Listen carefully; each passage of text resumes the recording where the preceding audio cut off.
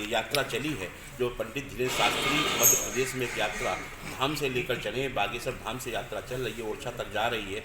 ये 21 तारीख से 29 तक की यात्रा है। इस यात्रा में सब लोग सम्मिलित हो रहे हैं, हम सब भी सम्मिलित, मैं भी 28-29 तारीख को इस यात्रा में सम्मिलित रहूँगा। उस यात्रा के माध्यम से हम सनातन को सिखाने का प्रयास कर रहे हैं कि वास्तव में आज यूथ भटका हुआ है, उसको अलग अलग तरीके से देवी देवता ईश्वर एक परम ब्रह्म परमेश्वर जो है, जो निराकार स्वरूप है, वही ईश्वर स्वरूप हमारे हैं कि हम उसे माँ काली के रूप में पूजें, हम महादेव के रूप में पूजें, हम ब्रह्मा के रूप में पूजें, हम विष्णु के रूप में पूजें, हम लक्ष्मी के रूप में पूजें। हमें जैसे जिस देवी देवता का हम चिंतन करते हैं, जिसको हम जिस ईश्वर के रूप में मानते हैं उस रूप में पूज सकते हैं, पूजते हैं। लेकिन भगवान पूज किसकी पूजा कर रहे हैं? हम निराकार स्वरूप की कर रहे हैं, परम ब्रह्म परमेश्वर की पूजा कर रहे हैं। ईश्वर हमारे लिए एक ही था, उसी का पूजन है। विधि एक है, पूजन की विधि भी एक है, कर्म की विधि भी एक है, लेकिन कर किसकी रहे हैं? पूजा अपने आराध्य की कर रहे हैं। हम जिस आराध्य की कर रहे हैं, हमारी पूजा जहाँ जानी चाहिए वहाँ तक पहुँच रही उनको लग रही है। क्योंकि एक बहुत बड़ा षड्यंत्र रहा कि हम सबको वर्ण व्यवस्था के नाम पर बांटा गया। वर्ण व्यवस्था कर्म व्यवस्था है। भगवान श्री कृष्ण ने जो उपदेश दिया है वो कर्मों पे दिया है कि कर्म जो है वो वर्ण कहता है। अगर हम कोई नीच कर्म कर रहे हैं तो हम शूद्र हैं, ना कि जाति शूद्र होती है। जी सर। कोई आज मैं अध्यात्म की बात कर रहा हूँ, मैं धर्म की बात कर रहा हूँ, मैं ब्रह्मत्व की बात कर रहा हूँ, तो मैं ब्राह्मण हो गया। मैं किसी कुल में जन्मा हूँ, लेकिन मैं उस कुल का नहीं हूँ। मैं ब्रह्मत्व की बात करने आया तो मैं ब्राह्मण हूँ।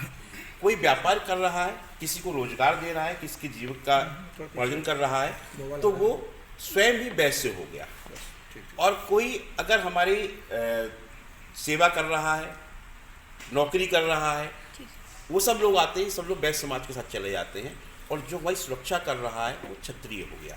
शूद्र कौन है? शूद्र वो व्यक्ति है जो नीच कर्म कर रहा है, जो पाप कर रहा है, जो हत्या कर रहा है, बलात्कार कर रहा है, जो चोर चकारी कर रहा है, लोगों को परेशान कर रहा है, वो शूद्र हुआ।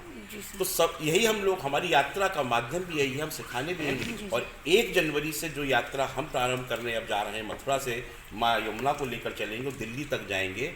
हमारा नित्य जो प्रवास होगा, जिनको लोग दलित कहते हैं, जिनको शूद्र कहते हैं, हम भोजन भी दोनों टाइम उन्हीं के यहाँ करेंगे, उन्हीं के यहाँ प्रवास करेंगे, क्योंकि वो हमारे भाई हैं, वो हमारा परिवार है, वो हिंदू है, वो सनातनी है।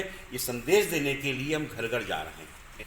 और तौकीर रजा भी ये चेतावनी है, खुली चेतावनी है कि अगर पहले बात तो अपनी गलतफहमी निकाल दें, इस बात में जीना छोड़ दें, ये किसी पीर पैगंबर का स्थान है, ये हमारे नाथों का स्थान है, नाथ नगरी है, ये हमारे देवभूमि है।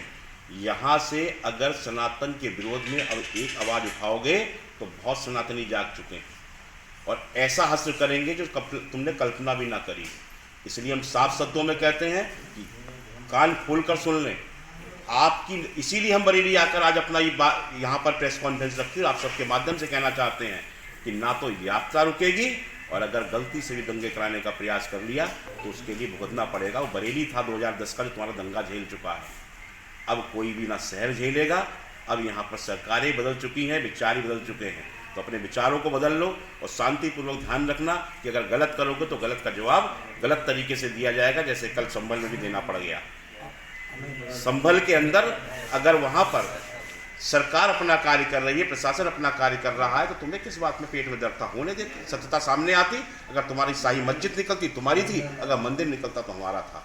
उसके बाद तुमने आके पथराव किया, और अगर क्रिया करोगे तो प्रतिक्रिया देखने को मिलेगी। ये प्रतिक्रिया थी, तुमने अपने जो हाथ से आदत डाल दी है पत्थर फेंकने की, उसका जवाब तुम्हें गोलियों से मिला है। ऐसे जवाब मिलते रहेंगे।